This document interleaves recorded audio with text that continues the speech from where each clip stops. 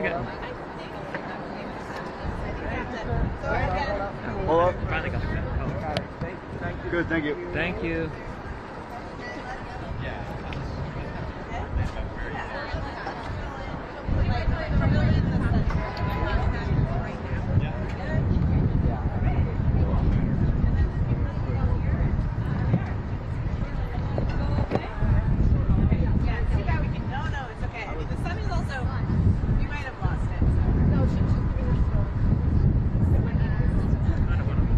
Yeah. Want it all gone. Yeah.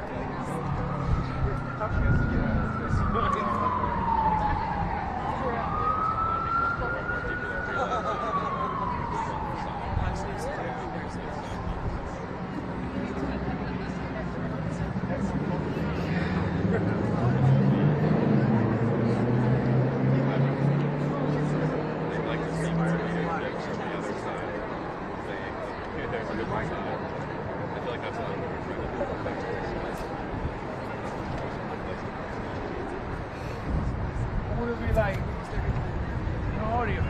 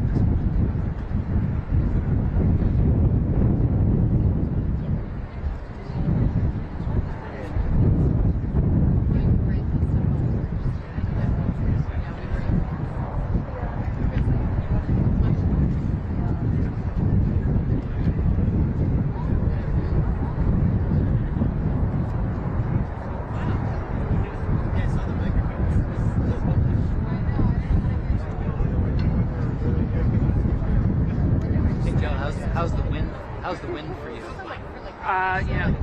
As the sun goes down, the wind gets a little worse. In terms of... You're not hearing anything? No, I have a windscreen on.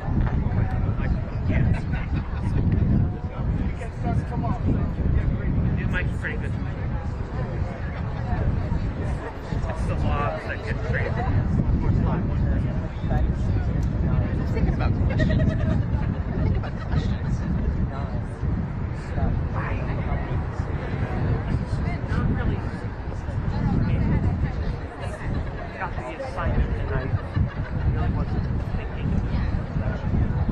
Hey, you got... I was throwing questions out there because I wasn't sure what the gist of it was. I'm thinking... I mean, Trump says forgiveness is washing anti-Semitism. I'm sure they're going to talk about students can be deported at any time. Right. I'm sure they'll talk about I was going to see what they were going to, how they were, where it was going. But are you going back? Are you going down to the something else.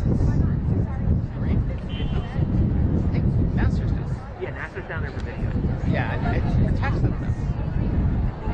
I was surprised that you were up here. I thought you were going to take this one. It's because I was already up there. Oh, you were? Yeah, I was on saw you campus. earlier. I was on campus.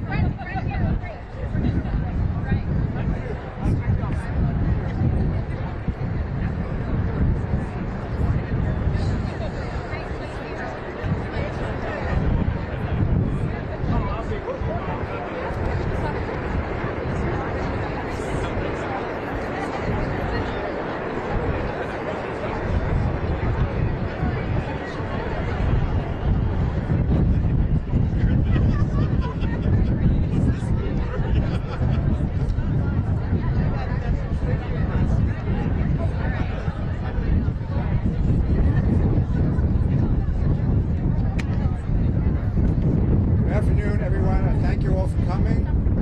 I'm Michael Thaddeus, professor of mathematics at Columbia University.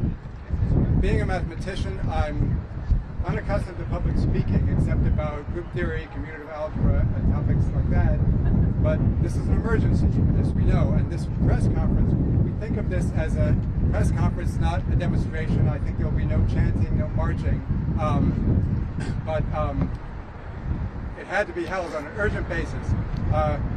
We have about a half dozen speakers who will come up one after another after me. Each will speak for a few minutes, and then we'll have a press availability afterwards. Besides being professor of mathematics, I'm also vice president of the Columbia chapter of the American Association of University Professors. The AOUP was founded, actually, at Columbia in 1915. Thank you. And its co-founder was the great philosopher John Dewey. Ever since that time, one of its primary concerns has been academic freedom. Academic freedom has been thought to be a privilege of professors, covering our speech on academic subjects and protecting us from retaliation by our own institutions. The case of Mahmoud Khalil, which we're gathered here to discuss today, is somewhat different. It involves the right of free expression and freedom of speech in its broadest sense. Mr. Khalil is a U.S. national, but that did not protect him from being arrested by immigration police and spirited off to an undisclosed location after he was targeted and denounced by right-wing provocateurs, including some at our own institution. It therefore implicates the most basic First Amendment rights to free speech that as Americans we all cherish. Nevertheless, it has everything to do with academic freedom and the concerns of the AAUP. Many of our faculty, even our tenured professors, like Mr. Khalil, are green card holders, permanent residents of the United States. And many of them, scientists, historians, cultural critics, have said things in the course of their scholarly careers that are noxious to the present administration in Washington. The attack on Mahmoud Khalil is intended to make them quake in their boots and to make all of us quake in our boots. Our message to Washington is that we are not silenced, we are not afraid, and we stand together determined to defeat this ongoing assault on our fundamental rights.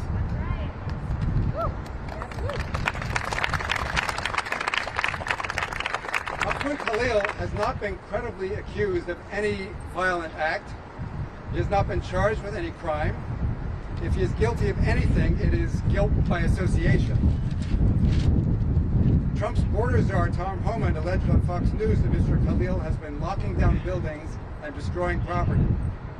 If there's a shred of evidence supporting these allegations against Mr. Khalil, I have yet to see it. No, his only offense has been exercising his constitutional rights to free speech and peaceful assembly. Anything else is a hot take from those who get their news from Twitter and TikTok. Students like Mr. Khalil flock to the United States from every corner of the globe, in large part because of our reputation as a beacon of liberty. Here, the world thinks someone cannot be summarily arrested and imprisoned merely for expressing an opinion or advocating a political cause. The case of Mahmoud Khalil has dealt a severe blow to that trust placed in us by the world. My activist colleagues behind me on the faculty have for many years circulated petitions and signed open letters in support of political prisoners held by authoritarian regimes in places like Russia, China, and Iran. Now we're facing a horrifying reality that our own student, a member of the Columbia community, has become a political prisoner here in the United States. This is a dismal moment in American history. We must not go down this authoritarian path one step further. Let's not let this happen in the United States of America. Thank you very much.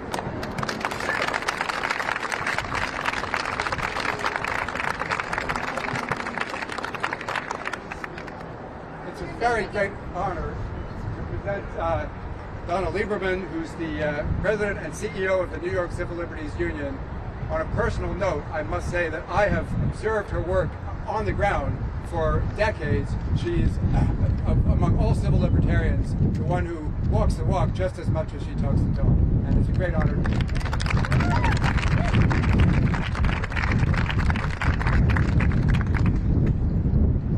Thank you all for coming out today.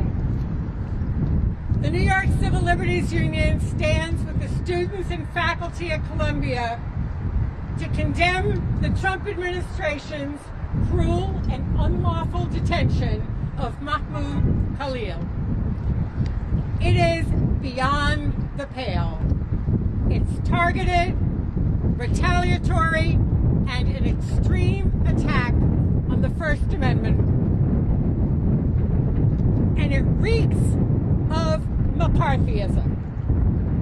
We call on the government to release Mr. Khalil immediately.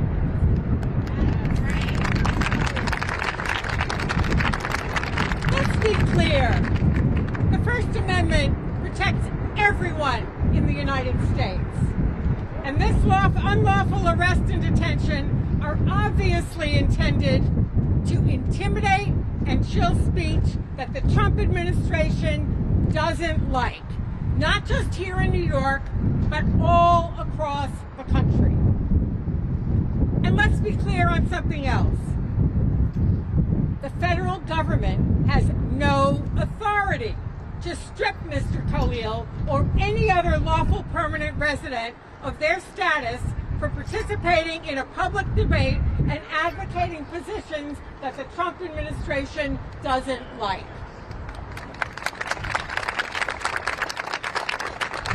Political speech or speaking out should never be the basis of punishment or lead to deportation. And what's more, Mr. Khalil, like every other green card holder, has a right to due process of law. The arrest and detention of Mahmoud Khalil is a gross violation of his constitutional rights and an abuse of immigration law. It comes as the Trump administration is trying to ramp up ICE raids and sow fear all across the city, all across the state, all across the country.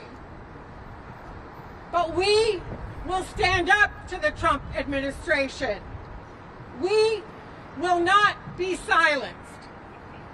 We urge Columbia to stop pandering to the Trump administration.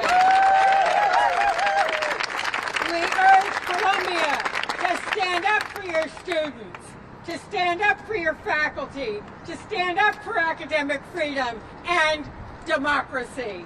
Stand up and speak out to defend Mr. Khalil and demand his immediate release. Free Mahmoud now! Free Mahmoud now! Free Mahmoud now! Free Mahmoud now!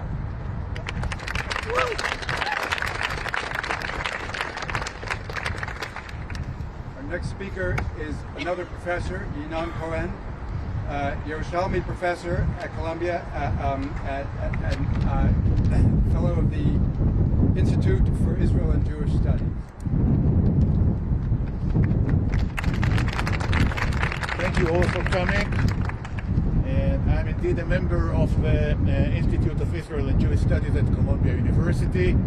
And the arrest of Mahmoud Khalil is deeply concerning and reminded me of the unlawful way the Israeli military treats Palestinians in the occupied territories. In the West Bank, the Israeli military often comes at night and abducts Palestinians from their home, wrongly alleging that political activists are members of a terrorist organization. As an Israeli American, I'm extremely troubled that such practices have been imported to the United States and manifest themselves on our campus. Rescinding visas, canceling green card, and intimidating students and staff have become the tool of choice for stifling free speech and undermining the First Amendment. Columbia University includes Christians, Muslims, Jews, Hindus, Sikhs, and athletes. And none of us will be safe unless we're all safe. Thank you.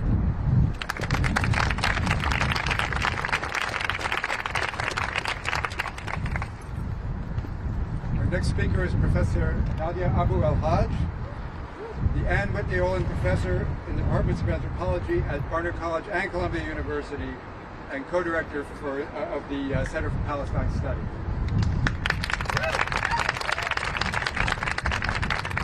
Thank you.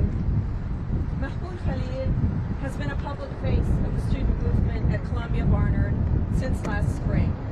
During the encampment, he served as the lead negotiator with the Columbia administration.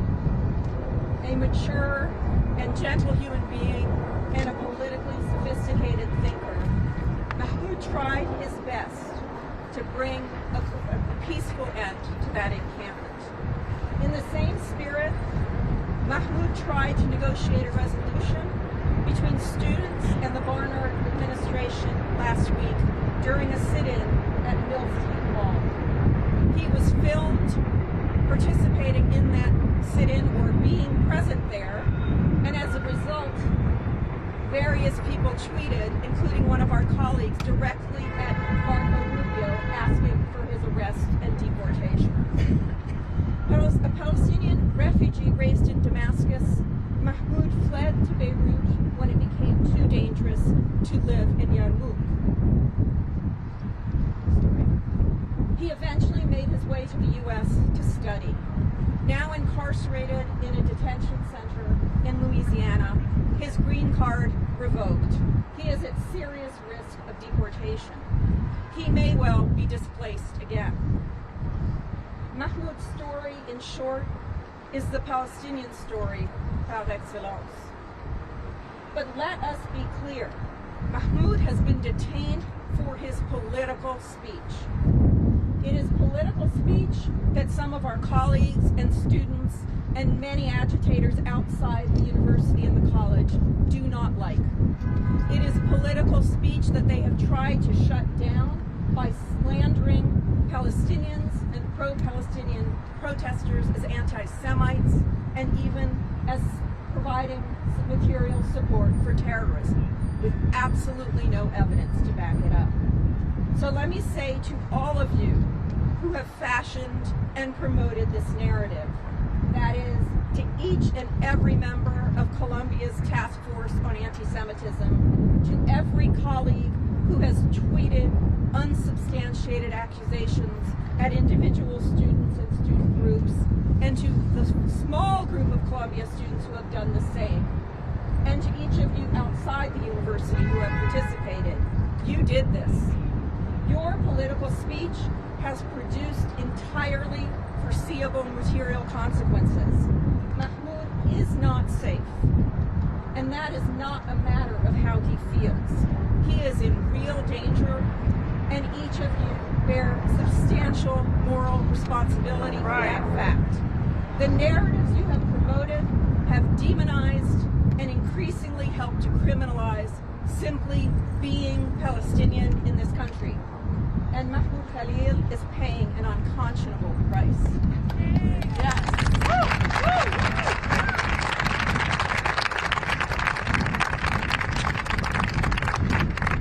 Next, I'm very proud to introduce Councilmember Sean Abreu, who represents me and much of the Columbia community in the New York City Council. Well, good evening, everybody. If you think the people rescinding research grants, brandishing ICE as a tool for intimidation, and slashing offices dedicated to protecting civil rights give a damn about protecting students, you're wrong. I'm Councilmember Abreu, and I'm the son of immigrants. And immigrants know a thing or two about ICE. ICE is not about safety, ICE is about fear.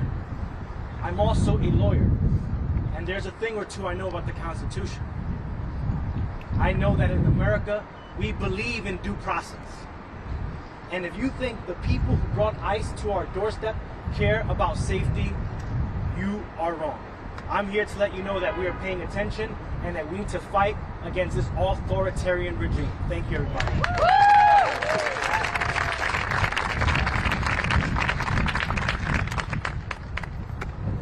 next speaker is Professor Nara Milanic of Barnard College from the Executive Board of the Barnard chapter of the AAUP. Hello everyone, thank you for being here. Can everybody hear me? Thank you colleagues for being here. Thank you members of the Free Press, as long as it lasts, for joining us here today.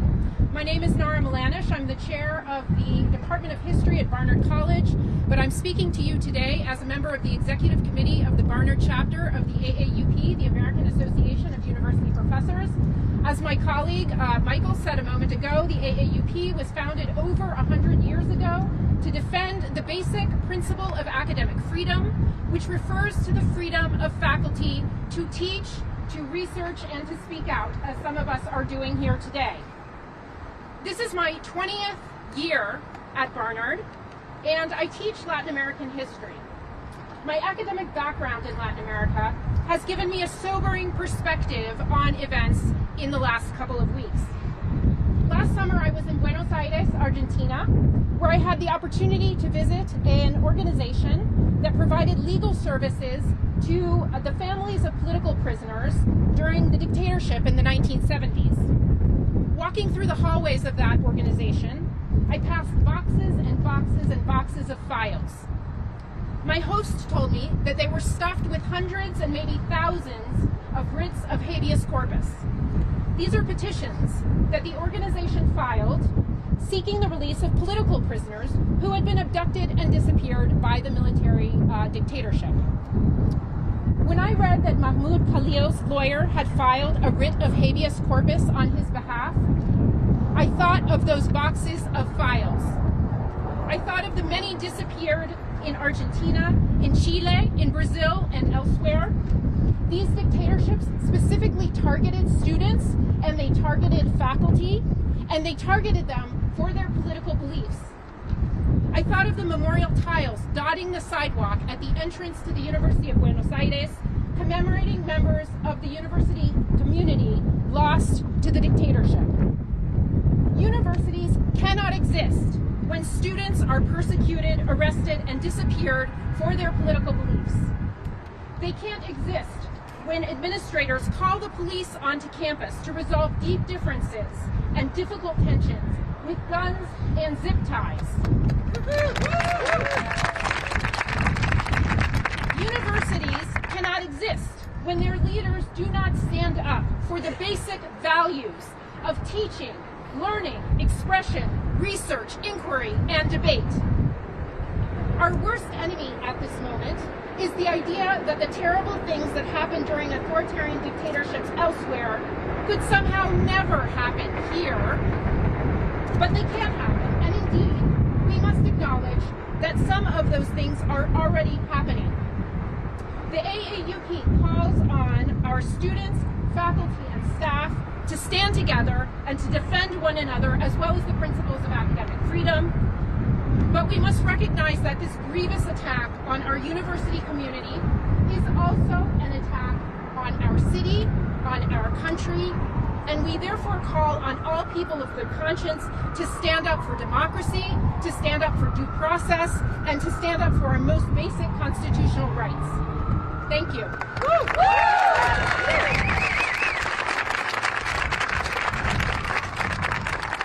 Our next speaker is Professor Mariana Hirsch, the William Peterfield Trenton Professor Emerita of English and Comparative Literature and of the Institute for the Study of Sexuality and Gender at Columbia. Thank you all for being here. Can you hear me? It's hard. There's a chill in the air, and it's not from the early March wind. It's the chill of fear and despair that is all too familiar to me. Since Mahmoud Khalil was detained on Saturday, it has brought back my most tormenting childhood memories. Closer to the microphone. Oh. Since Mahmoud Khalil was detained on Saturday, it has brought back my most tormenting childhood nightmares. I grew up as a child in communist Romania, the daughter of Holocaust survivors, in the 1950s. A knock at the door, the sound of a doorbell, were never innocent occurrences. They recalled my parents' wartime stories of hiding, trying to evade deportation, hearing their neighbors being taken away. But for me as a child, they could mean that the Securitate, the security police, was coming from my parents. There was no schoolmate, teacher, or neighbor that could be trusted not to denounce us. And for what? Well, there was never a lack of a pretext to arrest enemies of the state, often a code word for Jews. But during all that frightening time, there was a word that offered hope of the possibility of living freely. And that word was America, or as my mother pronounced it, America. Surely a bit naive, but we came here believing in it, and a lot of me still does. I spent my career, or a good part of my career, teaching about fascism and the memory of the Holocaust, so that what is happening now should never happen to anyone. I've spent the last year and a half working with a number of committed Jewish colleagues to preserve these basic freedoms on this campus. Freedom of expression, freedom to protest, freedom to speak out and to act against injustice. My committed Jewish faculty colleagues and I have warned that the false characterization of Colombia as a hotbed of anti-Semitism would be used as an alibi for what's actually at stake for the Republican establishment and now the Trump administration. Strict control of speech, of protest, and of higher education at large. It should be obvious to everyone that what's happening on this campus, or should I say to this campus, is not about protecting Jews. Sadly, the Colombia anti-Semitism narrative has been promoted and amplified by the Anti-Semitism Task Force and by this administration, and Colombia administration has conceded on every single point. Our group of Jewish faculty have argued vociferously for a clear distinction between an understanding of anti-Semitism as anti-Jewish hatred, which certainly exists, and the false narrative that criticism of Israel's brutal war on Gaza, a war that many experts agree is genocidal, can be equated with anti-Jewish sentiment. Student activism is not support of terrorism or of Hamas's violent attacks on October 7th. That's a shameful and deeply mischaracterizing conflation that is being repeated in the press. I'm glad you're here to hear me say this is not right. Pro-Palestinian speech and activism does not mean a lack of safety for Jews anywhere. The illegal detention and threatened deportation of a student who's a green card holder have made everyone here unsafe, as my colleagues have been saying. Undocumented international students and faculty on visas, green card holders, and who knows, even naturalized citizens like myself. Not to speak of minorities and women and Jews. The chill in the air now is the fear and despair we feel as Colombia is being made a test case for the detention of activists and with announced funding cuts for the decimation of higher education in the U.S.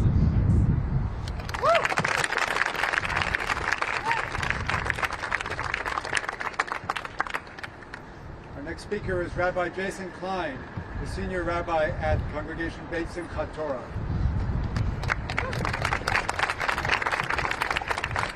Hi, I'm Jason Gary Klein, Columbia College class of 1997, and senior rabbi in CBSD, a congregation that is serving people of all sexual orientations and gender identities.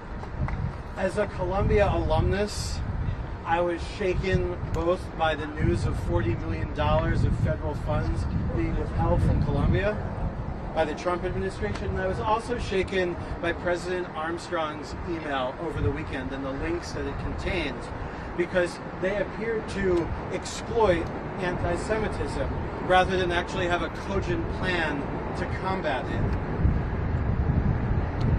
And Mahmoud Khalil, I am mortified as an American, as a Jew, and as an alumnus of this institution that you have been taken into ICE custody, and I cannot even imagine what you and your family are going through right now. President Armstrong, I am concerned that you may not have done enough to protect Mahmoud Khalil and his family. This week's Torah portion, Kitisa, describes a vacuum in leadership that leads our ancestors to create an idol. One reason this section of the Torah is notable is because even Moses' brother Aaron, the de facto leader of the Jewish people in Moshe's place, takes no responsibility for the construction of the golden calf. Unfortunately, it's a very human thing to do, to shirk responsibility. Let's stop doing that. Let's not let each other off the hook for it. Today, we're calling out the outrageous absence of moral leadership coming from the highest offices in this country. I condemn the detention of Mahmoud Khalil and the withholding of federal funds from Colombia. They are not in Jewish safety. They're not in the interest, they are not in the interest of Jewish safety. They are a distraction from real acts of anti-Semitism, and they rely on weaponizing anti-Semitism. They rely on exploiting people's worst instincts to capitulate to tyranny. Whether or not I or anyone agrees with a particular opinion of a fellow Colombia lion, whether or not I or anyone agrees with the opinion of a fellow Colombia lion, it would be a grave mistake for any of us as Jews to forget that liberties such as free speech and the right to due process have allowed us to thrive in this country as well. So if you agree with one of Mahmoud's opinions, we haven't actually been on a first-name basis, Mr. Khalili's opinions, you may be outraged. And if you disagree with Mahmoud Khalili, I suggest that this is a good time to be even more outraged, because what happened to Mahmoud can happen to anyone. So let us call on ICE for Mahmoud Khalili's release. Let us call on the release of federal funds to Colombia, and let us call on Alma Mater to fight on for victory evermore, the victory of intellectual honesty and the victory of American liberty. Thank you.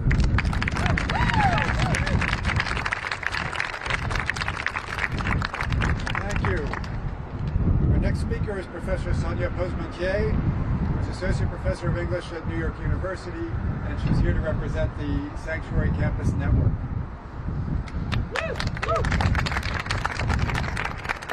Hi, can you all hear me? My name's Sonia Posmentier. I'm a faculty member downtown at New York University. I'm also a member of the Executive Council of NYU's chapter of AAUP. So I'm here in solidarity with my colleagues at Barnard and Columbia, and in solidarity with Mahmoud Khalil, to demand his release from ICE custody, and to call also on Barnard College to reinstate students who've been expelled for protesting the war on Gaza by Israel with arms from the US. I'm also here, as was said, as a member of the Sanctuary Campus Network, which is a new formation of college and university individuals from across the US and Canada. There are currently over 1,000 people in that network, so I can't say that I'm representing all of them, but I'm here to say a little about the Sanctuary movement and the Sanctuary Campus movement. Sanctuary as a political practice and moral principle has deep religious and secular roots reaching back thousands of years. More recently, as many of you may know, in the 1980s, the new Sanctuary movement was one expression of transnational organizing to provide safety to refugees fleeing civil wars and genocide in Central America, and to end the U.S. backing of those wars. During the first Trump administration, in the wake of the Muslim ban, we took this movement up on college and university campuses with a focus on protecting undocumented students and immigrant students, and collaborating with immigrant rights coalitions in our communities. The National Sanctuary Campus Network came together this past December, because we know that all who are defined as outsiders to the MAGA state are targets. None of us is safe. Sanctuary on college campuses, the basic idea that it should be possible to study and teach and express political ideas freely without fear of unlawful detention or deportation is, believe it or not, a contested idea. When we first started organizing around sanctuary at NYU many years ago, we were told, we're already a sanctuary campus, just in everything but the name. And then when we said, well, take the name, they said, well, that might be making a promise we can't keep, which was a little closer to the truth. Now administrators all across the country are trying to adopt a stance of neutrality or civility, but their version of neutrality is far from it. It upholds the Palestine exception to speech and critical inquiry. It upholds the banning of trans people from public life. Caving to Trump directives on DEI, social justice, and climate justice is far from neutral. In fact, it's taking us backward, creating restrictions on what we can study and how we can collectively transform university spaces. But let's be clear, it's not that our universities cannot make themselves a sanctuary to all students. It's that they will not, as Columbia University has shown us most dramatically by enabling the detention of Mahmoud Khalil this weekend. So while faculty and students continue to push our administrations, we've also been building sanctuary among ourselves, because it's not just something we demand, it's something we have to make. And because of how important we are to each other, I want to acknowledge that we're living in a time of great fear, and to take a minute to acknowledge the courage of Mahmoud Khalil and all our students who are protesting against genocide in the face of this fear. And to ask that those of us who are faculty and have power and privilege to do so, stand with them and take on some of that risk with them.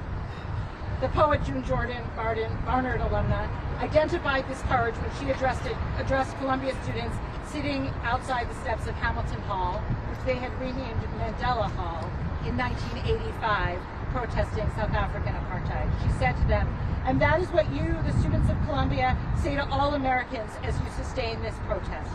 Fear of reprisals stops here with my body. Tyrannical rule and tyrannical force stops here with my body. Reprisals may come, tyranny may continue, but tyrannical rule and tyrannical force will have to deal with me, with my body, with my open and speaking big mouth, as long as I am alive.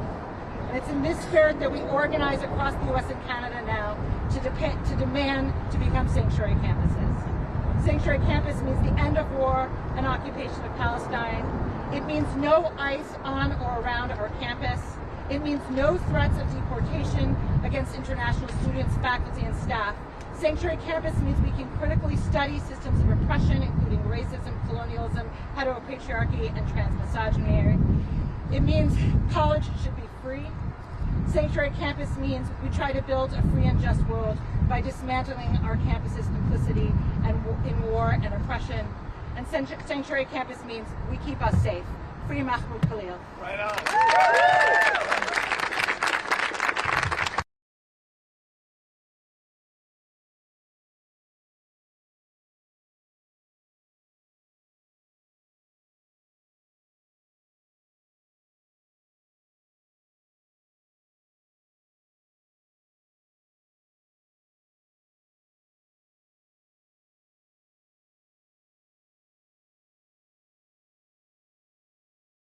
Racial, multi-ethnic, intergenerational movement that was rising up for an American future in which all of us are free and thriving.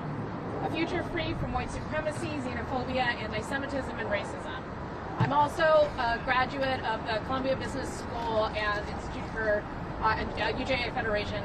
I have a certificate from the Columbia Business School nonprofit program. And before I jump into my prepared remarks, I have some exciting news to share, which is that it is being reported that a judge has enjoined Mahmoud's removal until the court has the opportunity to consider the petition that's been filed on his behalf in federal court. And this is good news. And we still have to keep fighting, both to ensure that he is released and to protect free speech and oppose this broader mass deportation agenda.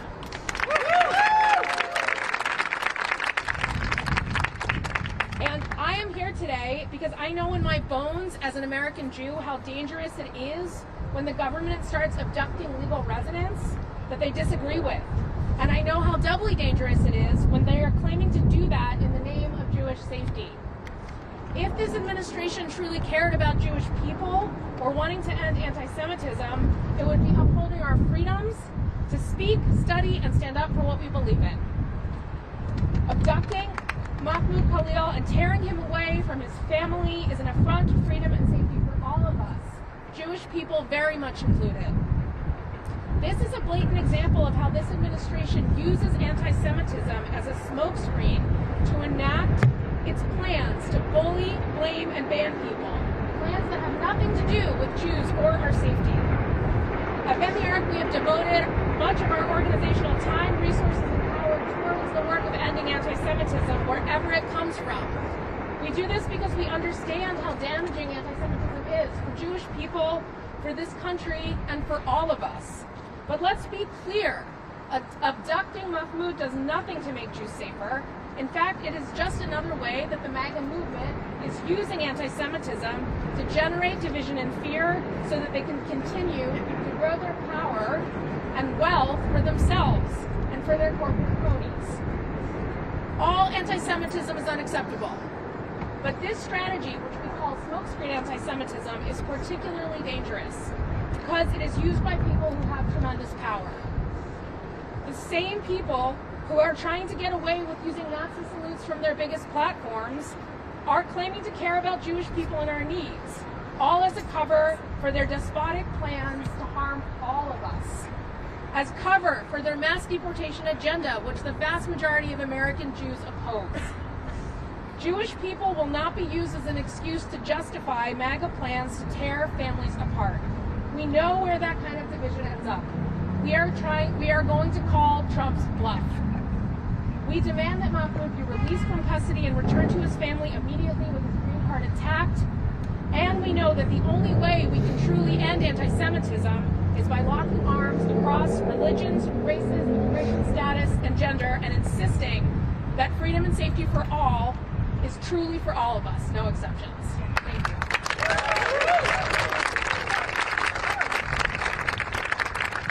Thank you all very much for coming. We have one more speaker, Rabbi Rachel Goldenberg, the senior rabbi of Malkut, and we'll have a press availability afterwards.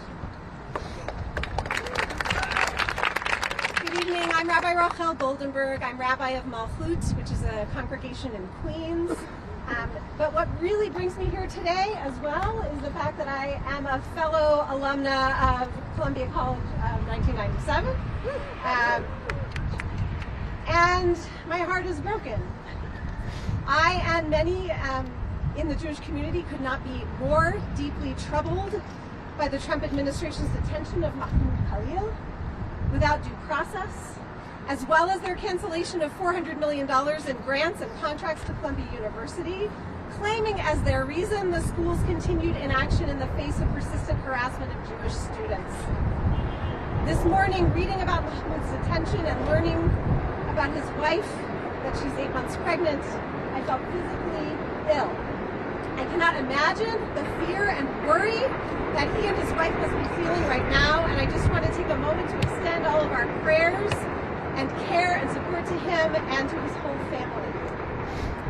These actions threaten democracy and the rule of law and endanger the entire system of higher education without making Jewish students any safer.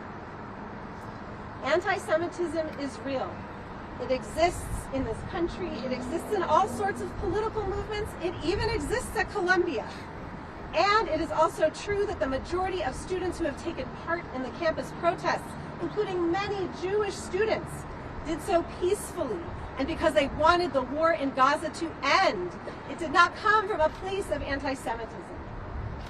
If the Trump administration was actually concerned about fighting anti-Semitism, they would not be halting the work of the Department of Education's Office for Civil Rights, which is the body charged with such investigations. Nor would they be platforming white nationalists or those who perform Nazi salutes.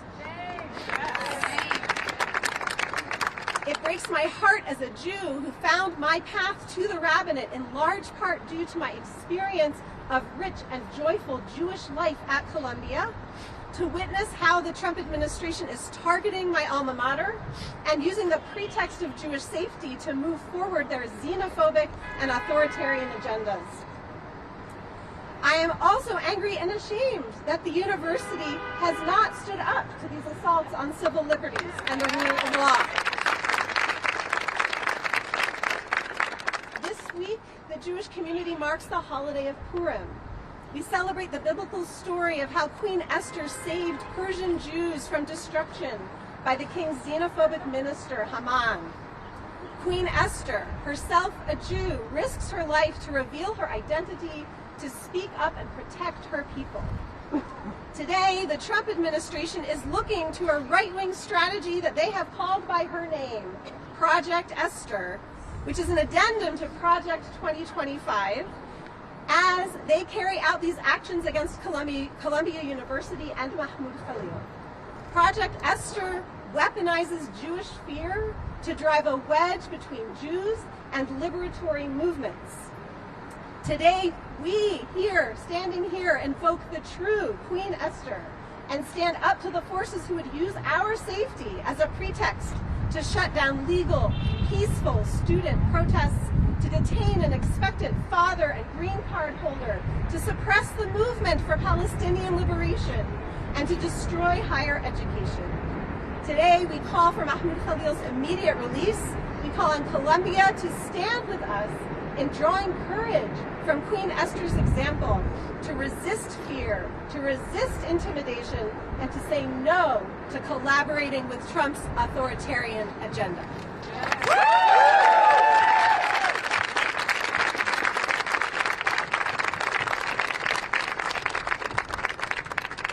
Thanks very much, everyone. That's the end of our planned speakers. If you want to stick around and spread out and speak to any folks, I can send them your way. But now it's probably the time to collect your microphone.